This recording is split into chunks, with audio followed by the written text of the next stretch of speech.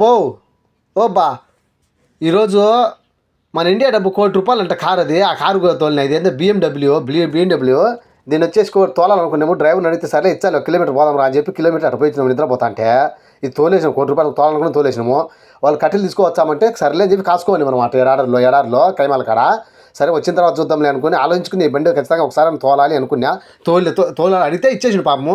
మా ఇంతకుముందు ఒక రోజు అడిగితే ఎంత పడుతుంది ఇది మామూలుగా అయితే మీకంటే, మా డబ్బు కాదు మీ డబ్బు చెప్తే అయితే 1,35,00,000 ఆ విధంగా అవుతుంది మీకు అని కోయటోళ్ళు అన్నాడు.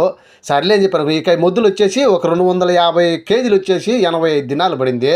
ఈ మొద్దులు తెచ్చుకొని కాల్చుకొని అంటే చలికి కాల్చుకొని ఉంటారనమాట.